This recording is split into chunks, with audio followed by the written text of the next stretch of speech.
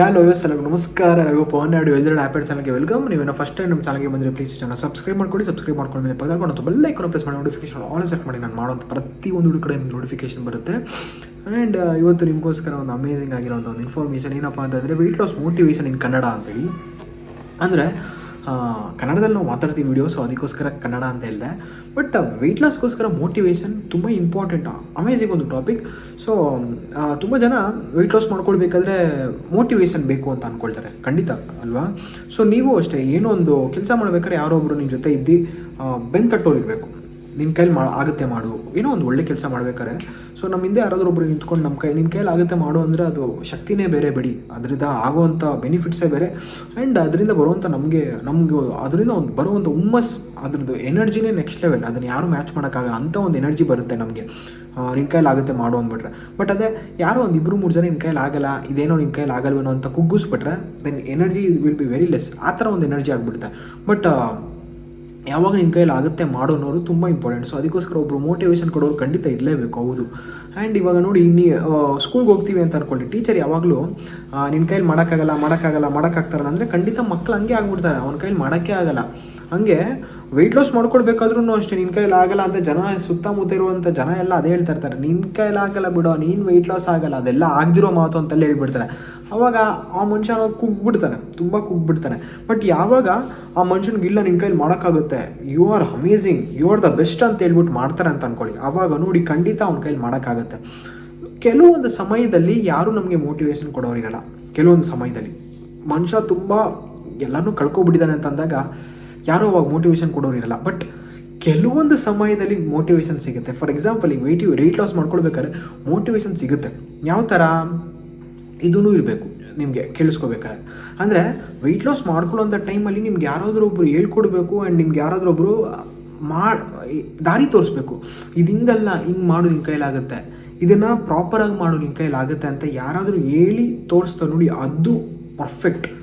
ಅದು ಬಿಟ್ಟು ಏನೋ ಒಂದು ಮಾಡಬೇಕಲ್ಲ ಅಂತ ಮಾಡ್ತಾರೆ ನೋಡಿ, ಅವಾಗ ಬೇಜಾರಾಗ್ಬಿಡುತ್ತೆ. ಬಟ್ ಒಂದು ಕೋಚ್ ಅಂತ ಇರ್ತಾರೆ ಅದಕ್ಕೋಸ್ಕರನೇ. ಅಂದರೆ ನೀವು ವೆಯ್ಟ್ ಲಾಸ್ ಮಾಡ್ಕೊಳ್ಬೇಕಾದ್ರೆ ಇವಾಗ ಫಾರ್ ಎಕ್ಸಾಂಪಲ್ ನಮ್ಮ ಫೀಲ್ಡ್ ಬಗ್ಗೆ ನಾನು ಹೇಳಕ್ಕೆ ಇಷ್ಟಪಡ್ತೀನಿ.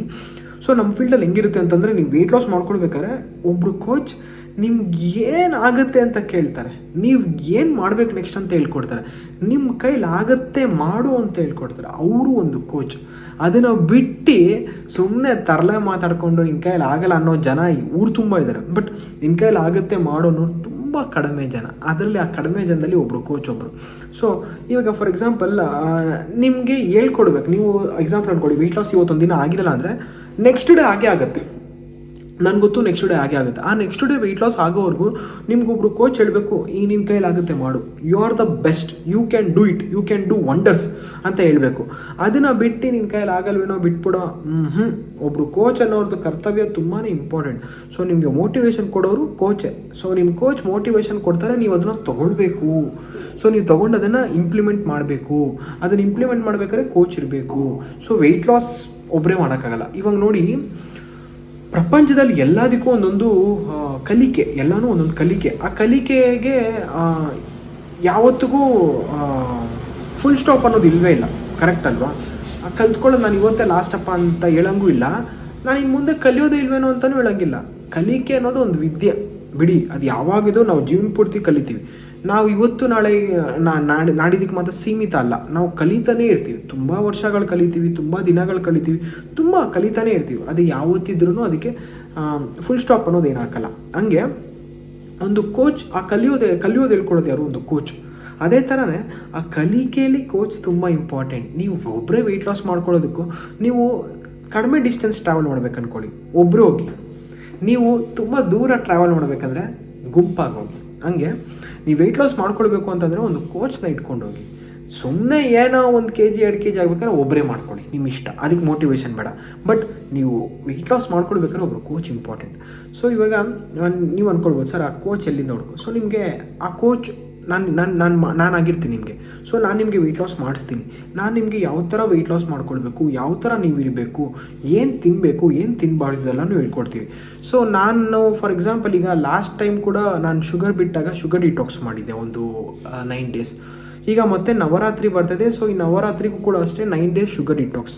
ಸೊ ಎಷ್ಟು ಚೆನ್ನಾಗಿ ಆಗ್ತಾಯಿದೆ ಅಂದರೆ ನಮ್ಮ ಬಾಡಿ ತುಂಬ ಚೆನ್ನಾಗಿ ಆಗ್ತಿದೆ. ಸೊ ನೀವು ಯಾರಾದರೂ ನವರಾತ್ರಿಯಲ್ಲಿ ಡಿಟಾಕ್ಸ್ ಮಾಡ್ಕೊಳ್ಬೇಕು ಬಾಡಿನ ಈ ಟೈಮಲ್ಲಿ ಚೆನ್ನಾಗಿ ಇಟ್ಕೊಳ್ಬೇಕು. ಎಸ್ಪೆಷಲಿ ತುಂಬ ಇಂಪಾರ್ಟೆಂಟ್ ಗೊತ್ತಾ, ಈ ಟೈಮಲ್ಲಿ ಬಾಡಿನ ಚೆನ್ನಾಗಿ ಇಟ್ಕೊಳ್ಳು. ನೀವು ಯಾರಾದರೂ ಒಬ್ಬರು ನನ್ನ ಬಾಡಿನ ಚೆನ್ನಾಗಿ ಇಟ್ಕೊಳ್ಬೇಕು ಅಂತ ಅಂದ್ಕೊಂಡ್ರೆ ಖಂಡಿತ ಮೇಲ್ಗಡೆ ಡಿಸ್ಪ್ಲೇ ಆಗ್ತಾರಂಥ ನಂಬರ್ಗೆ ಕಾಂಟ್ಯಾಕ್ಟ್ ಮಾಡಿ. ನಾವು ನಿಮಗೆ ವೆಯ್ಟ್ ಲಾಸ್ ಮಾಡಿಸ್ತೀವಿ, ನಾವು ನಿಮಗೆ ಬಾಡಿನ ಚೆನ್ನಾಗಿ ಇಟ್ಕೊಳ್ಳೋದು ಯಾವ ಥರ ಅಂತ ಹೇಳ್ಕೊಡ್ತೀವಿ. ಸೊ ನಾವು ನಿಮ್ಗೆ ಇದ್ದೀವಿ ಅಂತ ಹೇಳುವವ್ರು ನಾವು ಒಬ್ಬರೇ. ಸೊ ನಾವು ನಿಮ್ಗಿದ್ದೀವಿ, ನಿಮ್ಗೆ ಏನೇ ಮೋಟಿವೇಶನ್ ಬೇಕಾದ್ರೂ ನೀವು ಯಾವ ಥರ ತುಂಬ ಸಫರ್ ಪಟ್ಟಿರ್ತೀರ, ವೆಯ್ಟ್ ಲಾಸ್ ಆಗಿರಲ್ಲ, ಬಟ್ ಈಗ ವೆಯ್ಟ್ ಲಾಸ್ ಆಗಬೇಕು ಅಂತ ಅಂದ್ಕೊಂಡ್ರು ಖಂಡಿತ ಮೇಲ್ಗಡೆ ಡಿಸ್ಪ್ಲೇ ಆಗ್ತಾರೋ ಅಂತ ನಂಬರ್ಗೆ ಕಾಂಟ್ಯಾಕ್ಟ್ ಮಾಡಿ, ನಾವು ನಿಮಗೆ ವೆಯ್ಟ್ ಲಾಸ್ ಮಾಡಿಸ್ತೀವಿ. ಸೊ ನಿಮಗೆ ನಮ್ಮ ಕಡೆಯಿಂದ ವೆಯ್ಟ್ ಲಾಸ್ ಆಗಬೇಕು ಅಂತಂದರೆ ಮೇಲ್ಗಡೆ ಡಿಸ್ಪ್ಲೇ ಆಗ್ತಾರೋ ಅಂತ ನಂಬರಿಗೆ ಕಾಂಟ್ಯಾಕ್ಟ್ ಮಾಡಿ, ನಾವು ನಿಮಗೆ ವೆಯ್ಟ್ ಲಾಸ್ ಮಾಡ್ಸೋಕೆ ರೆಡಿ. ನೀವು ರೆಡಿ ಇದ್ದರೆ ಇವತ್ತೇ ಕಾಂಟ್ಯಾಕ್ಟ್ ಮಾಡಿ. ಮತ್ತೆ ಇನ್ನೊಂದು ಅಮೇಸಿಂಗ್ ವಿಡಿಯೋದಲ್ಲಿ ಸಿಗೋಣ friends. Thank you very much. Love you all. Take care. Bye.